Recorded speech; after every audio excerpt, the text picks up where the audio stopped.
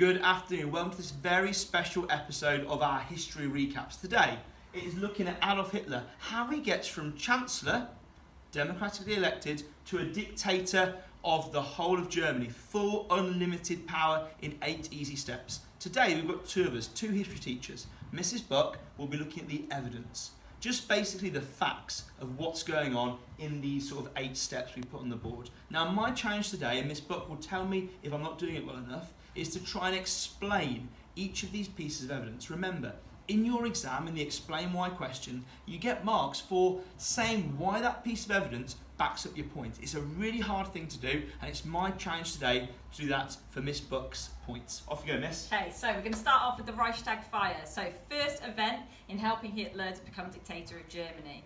So the Reichstag Fire, Parliament gets burnt down. Marinus van der Lubbe, a communist, is found at the scene, okay? The Nazis accuse the communists of a plot and plan to take over Germany, and the Reichstag Fire just being the start of it. He manages to persuade Hindenburg to grant him some emergency powers to go round arresting communists. 4,000 communists are arrested as a result of the Reichstag Fire being burnt down. So, Mr. Lowe, your challenge is, please explain, how did the Reichstag Fire help Hitler to become dictator? This is great for him because he gets the emergency powers. So this meant that Hitler now had emergency powers to arrest people at will, and he is able to remove a big threat to him. He removes the communists, another extremist group.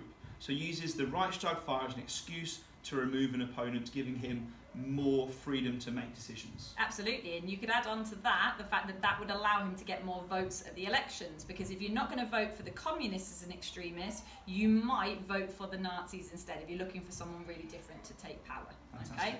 Next one then, new elections. So this is quite simple and straightforward. Hitler uses the SA to go around bullying people, bullying his political opponents, just making sure generally that the Nazis are going to get more results at the elections. And they do. Their election results increase and they get more support. So Mr. Lowe, how do the new elections help Hitler to become Well, this dictator? gives Hitler something he can do legally. He can say, do you know what? People have voted for me. The public want me. He can make more demands. He's going to use this to get Hindenburg to keep on supporting him. Yeah. So I suppose it gives Hitler a legal backing and gives him a bit of a public mandate, a bit of public support for what he's going to do next. Absolutely, yeah. If Hindenburg had wanted to, remember we've seen previous chancellors, not enough support, he can just remove them.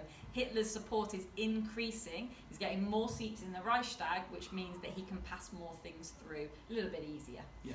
Next one then, the enabling law, really important, okay? This is basically giving Hitler the power that President Hindenburg has, Article 48 as such, an emergency power where he can pass whatever laws he wants without going through the Reichstag.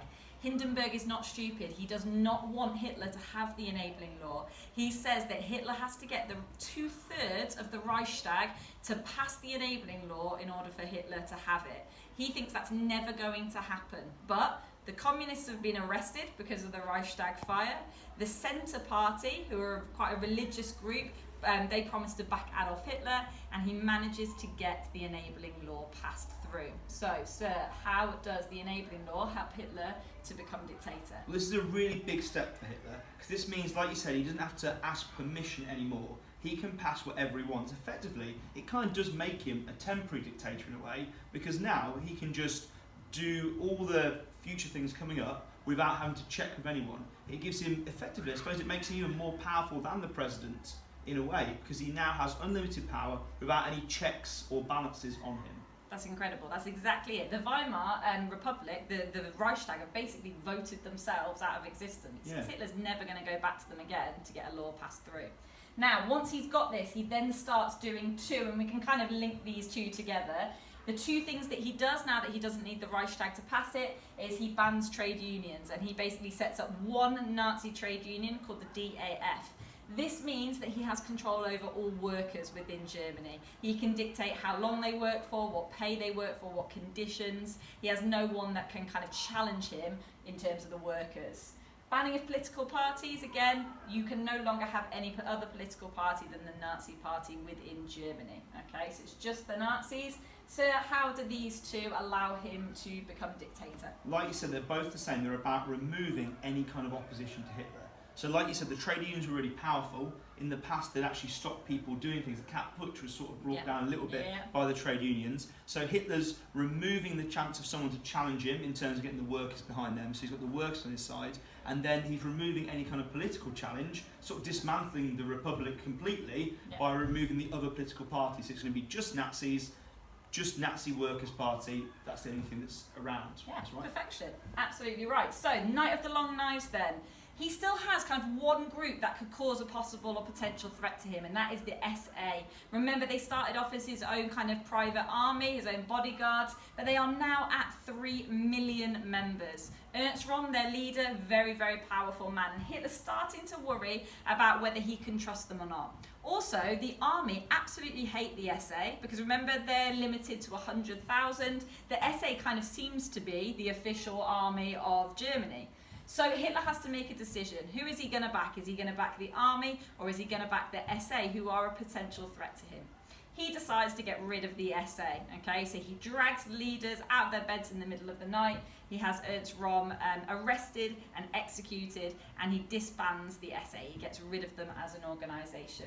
So how does that help him become dictator? So two things. Firstly, it again removes an opponent to Hitler. It removes Röhm and the SA, gets them out of the way, which is going to mean that he sort of stands alone as the only powerful person. And I suppose also it shows him as being really ruthless, that he's prepared to kill people if he needs to, which will gives that whole fear factor and makes him scared. Actually, a third reason is going to make the army like him and support him. So again, it's giving him all the power into Hitler. Brilliant. So you've got 3 points there that Sir's given you that you could write in your exam to make a really good point of how it helped him to become dictator. Right, 2 more then. Death of Hindenburg. Remember when Hindenburg was re-elected, he was 84 years old. Okay, he's getting very old. He dies in August of 1934. Okay, this is really significant because remember he held the position above Hitler at this point. So how does the death of Hindenburg lead to him becoming a dictator? Well, Hitler doesn't get any chance for anyone to replace the new president. He just says, I'll combine the 2 offices, president and chancellor combined. I'm now the supreme leader or Führer. So again, there's no challenge. He is the one person at the top of the government now. Yeah. He's lucky. He's really lucky that Hindenburg dies. Yeah, he's changed the constitution there. Okay, so at this point, he's kind of effectively scrapped the constitution. He's now the ultimate person in charge. Final one, once Hindenburg is dead, the army swear an oath of allegiance to Adolf Hitler. Okay, they promise that they are there to protect him, that they'll lay their lives on the line for him. How, Sir, does this help him to become dictator? So I think this is key because this is them swearing an oath not to Germany as a country or to the government. They swear an oath to him, don't they? An oath to him personally. So again, it's all aspects of the country now feed into Hitler. No one can challenge him. No one in the army can challenge Hitler. They've sworn an oath to just be loyal to him personally, giving him the ultimate power himself. Brilliant. Right? Yeah, absolutely. So guys, you have got your 8 stages with regards to really quite weak position here when he becomes Chancellor in 1933, right down to really strong, his ultimate dictator, Führer of Germany by August 1934. You can now describe and explain each of those steps.